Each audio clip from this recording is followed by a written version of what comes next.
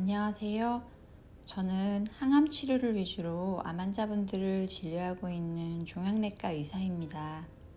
평소 진료 시간에 쫓겨 여유 있게 이야기 나누고 충분한 시간을 들여 설명드리지 못하는 아쉬움을 이곳에서 조금씩 풀어내 보려고 합니다. 오늘은 제가 가끔 진료실에서 듣는 질문이기도 한 항암 치료 비용에 대해 이야기해 보겠습니다. 유튜브 검색에 자동완성 검색어로도 항암 치료 비용이라는 단어가 보이더라고요. 그만큼 항암 치료 비용에 대해 궁금해하시는 분들이 계시다는 거겠죠? 가끔 저희끼리 미용실 직원이 된 기분이 들기도 한다는 농담을 하는데요. 바로 비급여 항암제와 관련된 이야기입니다. 종종 혹시 실비보험이 있으신가요? 같은 질문을 암 환자분들께 해야만 하는 상황도 발생하거든요. 아시는 분은 아시다시피 우리나라의 의료보험 제도는 세계적으로 유례를 찾아보기 힘들 정도로 잘 되어 있는 편인데요. 아마 연배가 높으신 분들은 의료보험이 없던 시절 치료비 때문에 전전긍긍했던 일, 혹은 의료보험이 막 정착되기 시작할 때 남의 보험증을 빌려서 의원에 가기도 했던 일들을 경험하셨을 수도 있을 거예요. 지금은 미국 식약처에서 신약이 승인되면 얼마 있지 않아 우리나라 식약처에서도 신약 승인이 나고, 약의 가격 및 적응증, 즉 어떤 질병에 어떤 기준으로 사용하게 할 것인가를 협상과 행정 절차를 거쳐 결정합니다. 시간이 꽤 걸리기는 하지만 효과가 확실히 입증된 경우에는 대부분 의료보험의 혜택을 받게 되죠. 그리고 암 환자로 확진을 받게 되면 의료보험을 갖고 계신 경우에는 산정특례라고 하는 제도에 암 환자로 등록이 됩니다. 이렇게 등록이 되고 나면 보험급여가 되는 항목에 대해서는 본인 부담금이 5%밖에 되지 않아요.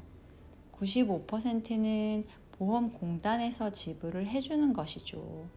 예를 들어 100만 원짜리 약을 쓰거나 검사를 하면 환자는 5만 원만 내시면 된다는 겁니다.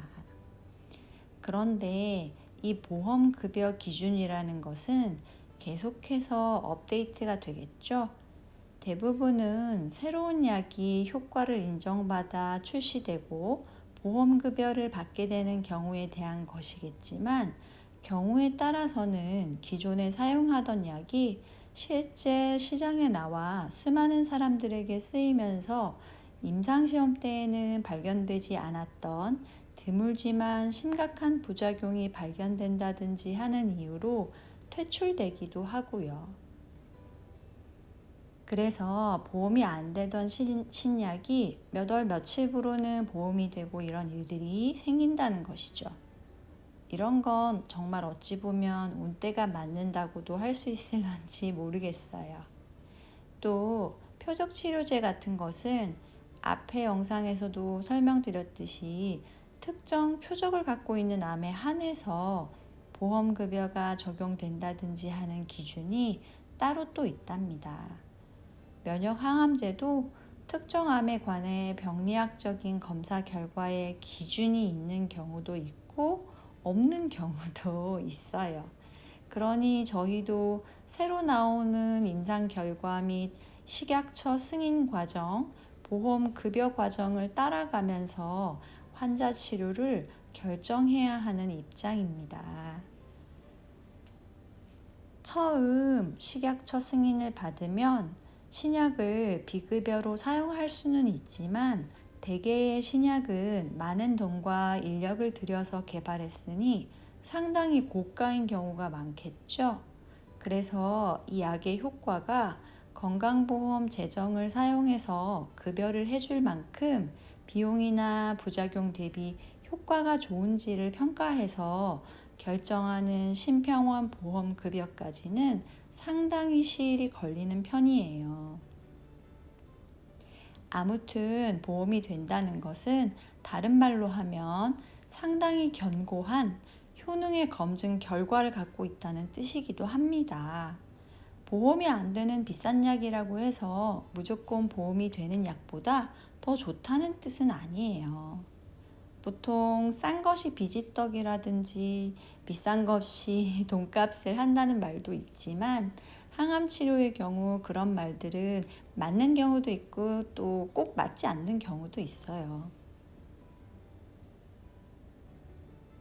결론을 말씀드리면 우리나라처럼 의료보험 제도가 잘 갖추어져 있는 경우는 전 세계적으로도 드물고 항암 치료 비용에 대해서는 너무 걱정할 필요가 없다는 겁니다. 가끔 보험이 되는 약제 옵션을 모두 다 썼다든지 보험급여를 받기까지 시일이 걸리겠지만 아주 좋은 효과가 확인이 되어 식약처 승인까지는 받아놓은 상태의 약을 써보면 좋을 것 같은데 하는 상황에서는 고가의 신약을 고려해야 할 때도 있겠지만 대부분의 경우에는 견고하고 확실한 효과의 입증이 확인된 약제의 경우 보험급여가 되고 급여가 되는 약제는 약값의 5%만 부담하시면 됩니다. 신약 임상시험에 참여하는 경우에는 약제나 검사 비용을 보통 회사에서 부담하기 때문에 환자는 치료 비용이 거의 들지 않을 수도 있어요. 약제에 따라 비급여로 사용할 경우 꼭 실비보험이 없더라도 각 제약회사에서 일부 환급금을 사회 환원 차원에서 보조해주고 있으니 혹시 보험이 되지 않는 약제를 고려해야 하는 상황이라면 그런 제도에 해당이 되는지 그런 부분도 알아보시면 도움이 될 수 있을 것 같습니다. 그래서 항암 치료 비용에 대해서 너무 미리 걱정하지 마시고 주치의와 상의하시기 바랍니다. 여러분, 사실 요즘 저도 무척 힘든 일이 있는데요.